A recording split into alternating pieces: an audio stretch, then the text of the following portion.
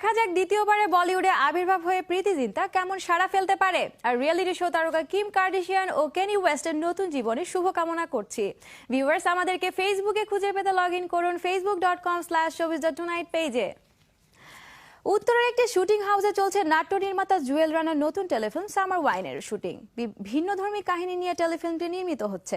আসছে ঈদে টেলিফিল্ম প্রচার হবে।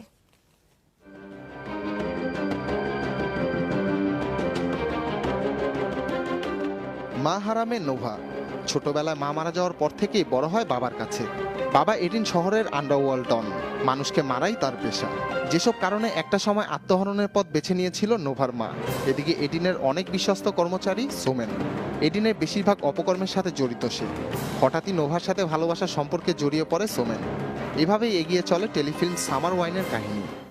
এটার স্টোরিটা হচ্ছে মূলত একটা কিলারের উপর নির্ভর করে, মানে তার বউ, তার সন্তান, তার একটা আছে, মানে তার একটা অ্যাসিস্ট্যান্ট আছে, জিও কিলার। তো একদিন হয় কি, তার বউ সে যে কিলার সেটা জেনে যায়। যাওয়ার পরে তার বউ আর এটা মানতে পারে না। তখন সে তার বউ সিলিং ফ্যানের সঙ্গে ঝুলে সুইসাইড করে।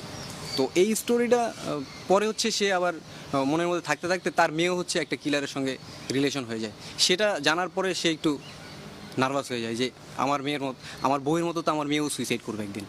সাদাত হোসেনের রচনা ও চিত্রনাট্যে টেলিফিল্মটির নোভা চরিত্রে অভিনয় করছেন প্রসূন আজাদ।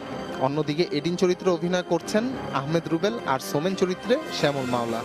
মানে একজন মাফিয়া বা যারা এই ধরনের কর্মকাণ্ড করে তাদের পার্সোনাল লাইফের বিষয়টি, ঘটে যাওয়া ঘটনাটা, তার স্ত্রীর বিয়োগ বা আত্মহত্যা হোক বা হত্যা হোক, সেটা এবং একটি অল্প বয়স্কা বাচ্চা মেয়েকে রেখে যায় ওই সিচুয়েশন থেকে, তারপরে বড় হয় আপনার 10 ইয়ার্স বা 15 ইয়ার্সের পরের ঘটনা, এরকমভাবে বলা যায় আর কি।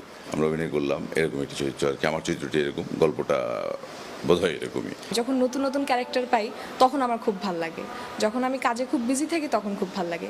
এবং নোভা ক্যারেক্টারটা পাওয়ার পরে আমার অনেকগুলো কাজ খুব চাপিয়ে তারপর এই কাজটা এখন করছি, কারণ এই ক্যারেক্টারটা আমার খুবই পছন্দের। এই ধরনের ক্যারেক্টার সবসময় আসেন। এরই মধ্যে শেষ হয়ে গেছে শুটিংয়ের বেশিরভাগ কাজ।